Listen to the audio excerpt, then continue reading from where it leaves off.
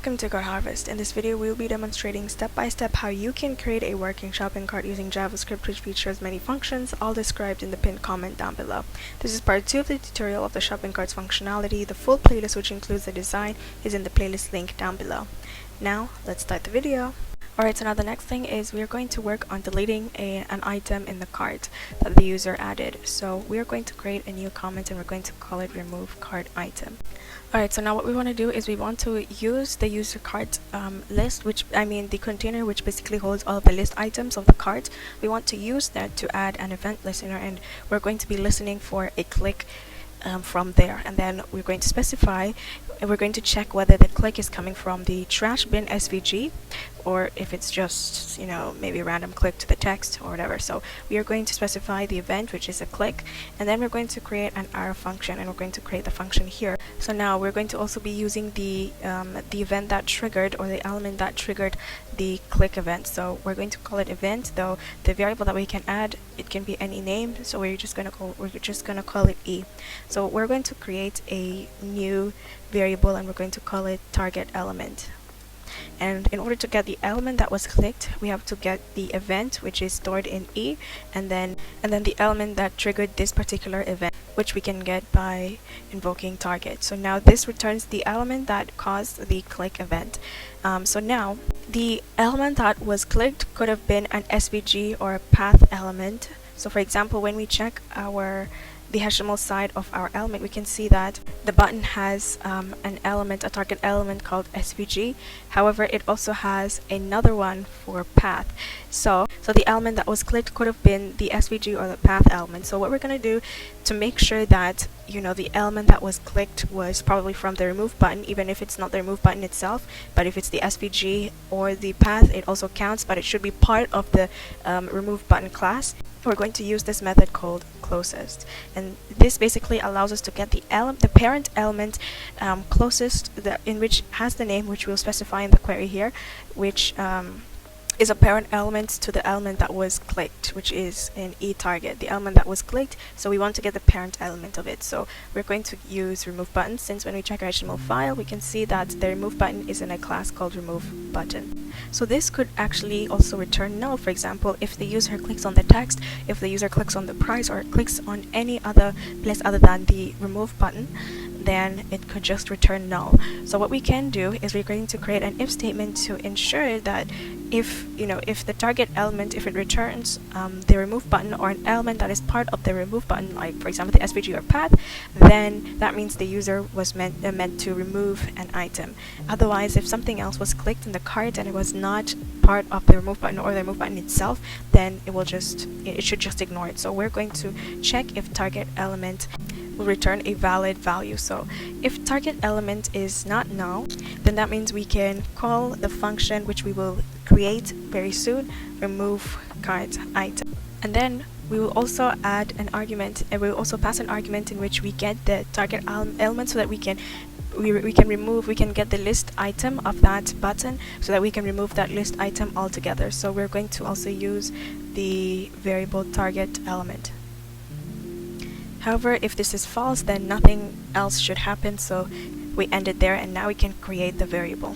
Alright, so now we know that if this function is executed, it means that target element is not null, and it does store in the remove button function, not the SVG, which eTarget stores, not the path tag element, but it stores the remove button element or button. So we are going to create the function now, and we first are going to create the comment so that our JavaScript file is much neater, and then we'll create the function itself, and it is called remove cart item, and we're going to pass in an element. However, we will just shorten it to just L, standing for element.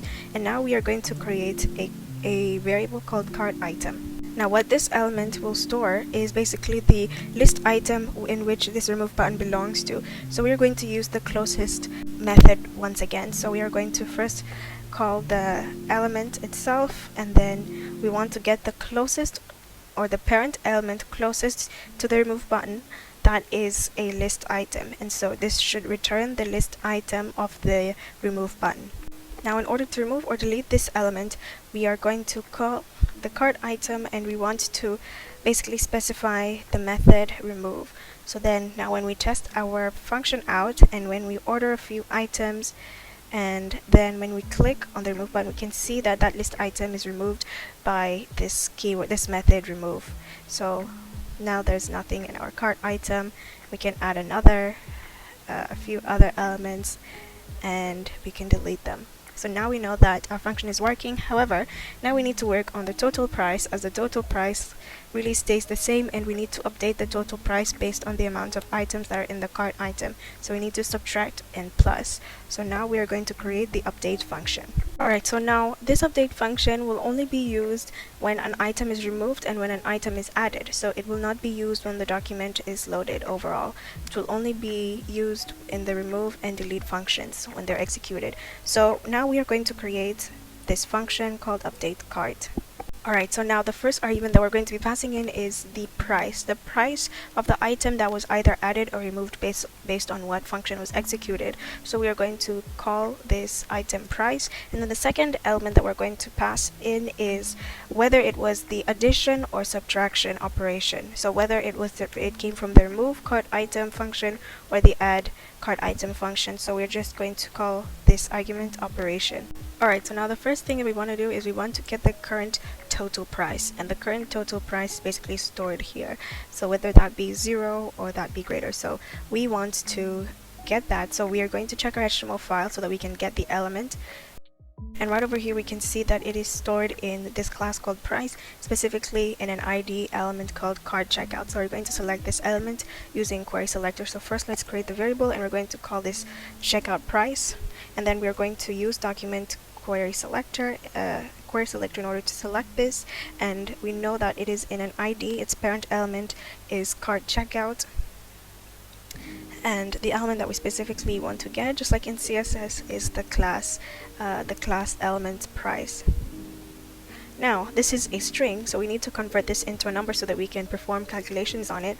So we're going to create another variable, and we're going to call this total price. Now first, in order to get the actual price, we shouldn't just return the element, we need to return the text content. So we are going to use this because this returns the whole element, including the span element. It returns span element class equals price, etc. But we just want to get the 0.00 part, so we need to use text content in order to get that part of the text only. And then we also want to remove, we only want to get the number, but we don't want to get the $sign. So we are going to use substring once again. And since the $sign is the first position, meaning it's at position 0, we want it to start, and we want it to return a text that starts from 0.00. That starts from whatever comes after the $sign, so position 1. And now the next thing we want to do is, it is still a string, so we need to convert this into a number. So we're going to use this number method. Now we have the number, and we're able to plus and minus, subtract and add. Alright, so now we need to create an if statement to see whether the operation was an add item operation, whether it came from the add item function or remove. So we need to know whether we should add or subtract the item price from the total price. So now we are going to create an if statement, and we want to check if operation equals add item, and we're going to specify this operation, and we're going to add this function in the remove cart item and in the add one as well. And so we're going to specify for the add item function, we're going to name the operation add item. And so if it is the add item operation, then that means for total price we can add in the price, the new price, which is item price. Or the next operation is for remove, so we want to know if the operation is remove item, and if it came from the remove item, then that means we need to subtract total price from item price. Otherwise, if for example an error occurred or the operation was not identified, or maybe there's extra spacing, then we can use console log, but the total price, in order to avoid the program from being discontinued, we'll just set total price to 0 by default. So now we want to basically display the price, the new total price. Let me just fix that. So we want to display the new total price in the element itself. So we are going to use, because the element is stored in checkout price, it's the element itself, so we want to access its inner HTML. And so now we can add the total price, and we can display the total price since we have already calculated it and it is inside total price. So we are going to use this special speech marks so that we can add the variable inside and the $sign, because the $sign is a string, and then we're going to add another $sign so that we can add in the variable total price.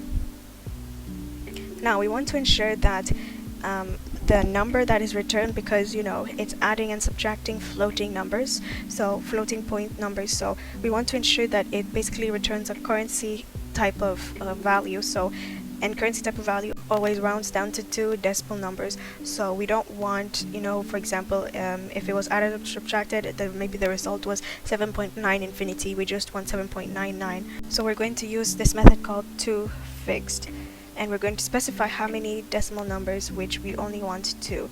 Alright, so now let's implement this update total price inside the remove cart item function. So then the operation is called remove item, and then the item price will be in cart item. Now cart item will have to create a variable for this so that we can select the span element, the price element of the list item that was selected. So we're going to create a new variable and we're going to call it cart item price, and then we are going to use query selector in order to select the specific price element of cart item that was removed. Basically, when we check the HTML side of our list item of a cart, we can see that it is in a class called cart item price, specifically in span element. So we're going to select it using the class and then specify the element that we want to select, which is the span element.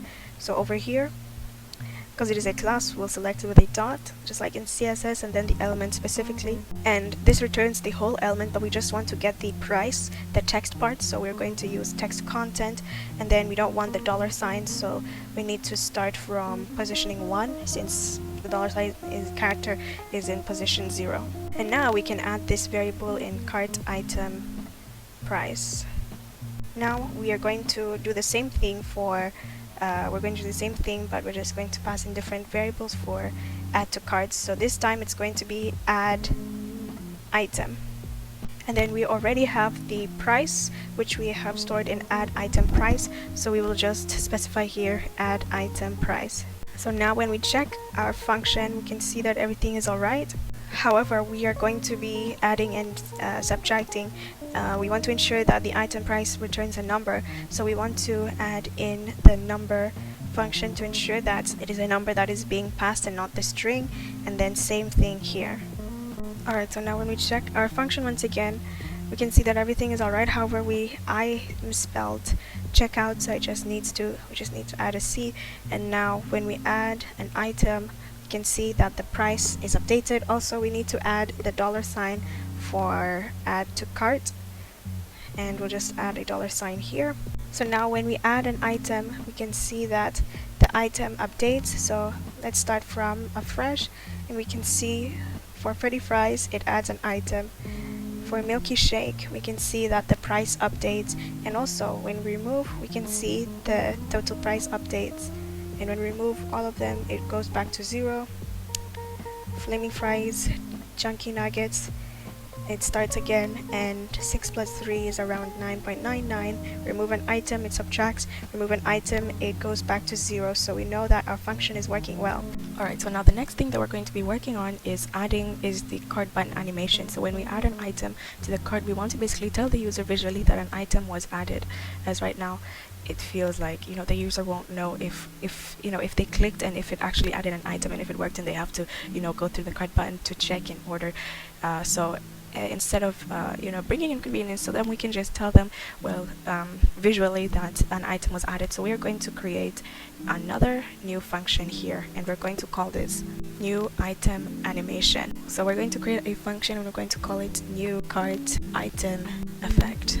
So now the reason why we're not using CSS in order to add this animation is because we're only adding it whenever a button is clicked, and whenever a button is clicked, you can't really code that in CSS, where when a button is clicked, if this button was clicked, then add this animation. So we are going to have to do it in JavaScript, and we are able to do this with JavaScript's animation, which is called animate. So we can add the element that we want to animate and then the method animate, and this animate method accepts two arguments. It accepts the frames and basically the options. So the frames meaning, like for example 0%, it should do this, for example transform, translate, whatever it is, 50%, 100%. So those are the frames, the key frames. And then the options are basically like how long the animation should go for, the amount of times the animation should repeat, etc. So now we're going to first create the frames. Alright, so now these animations will not change, or the keyframes will not change. So we're going to create a constant and we're going to call this keyframes. And so we are going to encapsulate basically all of the keyframes in this square brackets. So we have to create square brackets in order to keep everything together. So the first keyframe, or the first thing that should happen, so for example if we were doing it in CSS, it would be 0%. We want to transform, we want to basically the card button should stay the same, but for example at 50% it should move up, and then at 100% it should go down. So it's kind of like a bouncing effect. However, the duration will be a little faster. So now the first thing that we want to add as our keyframe, so at 0% it should just stay the same. So we are just going to use this transform property, and then we're going to set the value as a string, and we are going to use translate y so that the vertical direction will change. So from down to up to down. So we are not involving vertical, so we're just going to use y, and then we're going to specify the value that it should be at. And then next keyframe, we want to change this basically, and now this time it should be at minus 13 pixels. So less than 0 will bring it up, greater than 0 will bring it down. So we want it to go upwards, so we're going to leave it at a negative value, and then the next value is going to be 0. So I mean this is the last value, so it should just be a simple animation from down at first, then up, then down. So if we were to do this in CSS, this would be 0%, 50%, 100%, but we don't have to specify the percentage. It already calculates that for us. Now we are going to specify the options, and this also will not change, so we'll create a constant, and then we are going to call this animation options. Now we're going to use curly brackets in order to encapsulate what options we want to add. So the first thing is the duration, how long the animation should be for. So we don't need to create like square brackets for each, just like we did here in keyframes. So the first thing is how long the animation should be for. Now the value that we add is basically based on milliseconds. So if we put 1000 milliseconds is going to be 1 second. If we want to put it for 5 seconds, then we have to put 5000 because it's measured in milliseconds. So we'll just keep it for 1 second, so 1000 milliseconds for now. And then the next option that we want to include is the iteration, so how many times it should repeat, and it should repeat these keyframes 2 times. It should go from normal up down, and then again normal up down, and we want it 2 times, so we're going to specify the value 2.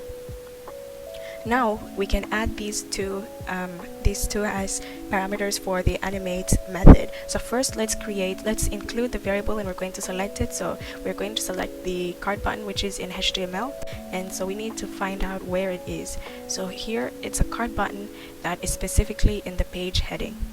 So now in CSS we're going to use query selector, and then select it with its parent element and then the element itself. And now we are going to add the animation in this element by using the method animate, and then we can add in the two arguments. So the first value should be the keyframes, the second value should be the options. So first we'll add the keyframes and then the options in this order. So now we want to apply this animation for whenever an item is added to the cart. So we're going to select this function and we're going to add this here.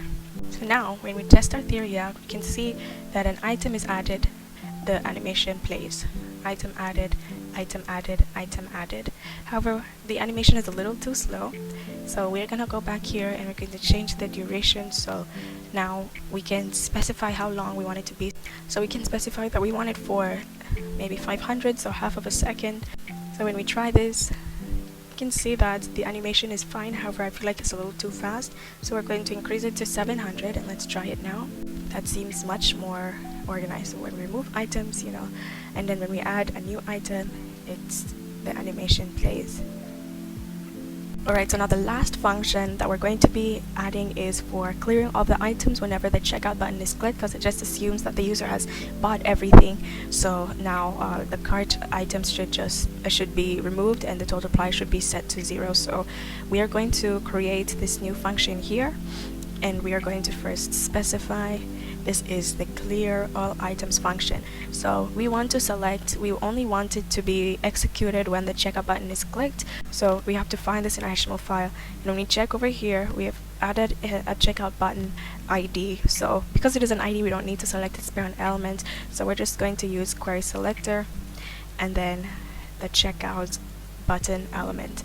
So we want to add an event listener, listen for a click, and we want to actually pass in an argument. We're going to pass in user cart so that we can access the inner HTML, basically the content, and we can remove everything and clear all items. So we are going to create an arrow function, but we're just going to keep it to one line, and then we're going to specify the name of the function that should be executed when the button is clicked, and we can call this function clear all items, and then we want to pass in the user cart variable.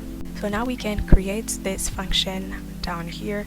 We're going to specify clear all items, the name of the function, and the parameter that we're going to be using, the variable which was passed. Now what we want to do with user cart is to basically access its inner HTML, so we can access everything that is inside the user cart element of the list items, and we want to set it to blank, to 0, to nothing. So then if this is nothing, then we want to also update the total price so that the total price is also it changes back to 0. Now we're going to be passing in two arguments, as it has two parameters. So the first one being item price. We're not adding or removing the item price from the total price, so we're just going to keep it at 0. And then the second argument that we should pass is the operation. So we could just leave it as blank however we want to. For example, if we want to add more functions in the future, we want to specify what this update total price, where it comes from, so we can specify the operation clear all items. So now when we reload our page, so we can see our cart has nothing yet, so we can add a few items now. And now when we click on checkout, we can see everything is removed and total price is set to 0. And let's check again to ensure that the price is completely 0. It doesn't just add up from the previous orders. And now we can see again 4 plus 8 is 12, 12 plus basically 10 is 22. And then when we click on checkout, we can see that the total price goes to 0, and also the empty cart message is shown, and we add a few more items. And let's say this time we remove an item, you can see the total price is normal. Let's add another item and click on checkout, nothing is in there. And also when we click on checkout, nothing should happen, no error should happen, it should just stay as is. So now, and then let's try and add an item, remove it, and we know that everything is working just fine. Alright, so now one more thing, this is optional. We can basically reduce our code here, reduce the lines of code here, because we can identify that the same element is being used, only that different values are being used based on the condition. And we can, since the same element is being assigned to a value, we can just turn this into a one-line if statement or a ternary if statement. So we can specify that the element, the element in which we need to assign a value for is total price, and then the value, what it gets, it is assigned to, depends on the condition. So the first condition, so we can add multiple conditions. So the first condition is operation equals to add item, and we want to know, well, if this is true, then that means total price should be item price should be added to total price. So we'll just specify that total price plus item price, that should be the new value that it should be assigned to. However, if this is false, then we can add the false value in a new line, so that our if statement does not get too long. So if that is false, then we can also test out the next condition. So the next condition is operation equals to remove item. So if operation equals to move item, then the truth value should be total price minus item price. And we can just encapsulate this in brackets so that our code is more clear. And then if this is false, then only the total price can be set to 0. So when we remove this and when we test our theory out, we can add an item or two. Let's actually reload our page to ensure that change is that change is saved, and then we can add few items here, so we can see that the total price is changing. Since this is the update total price function, the update total price is changing. When we remove an item, it changes. Remove another item, again it changes. So we know that it works. And also when we want to click on checkout to remove all the items, everything works just fine. Now this was part 2 of the tutorial. Check out the playlist link to access the videos which demonstrate the design of the shopping cart. Thanks for watching the video. Subscribe to Code Harvest for more videos like this. Give this video a thumbs up if you found it helpful, and comment down below. Now see you in the next video. Goodbye!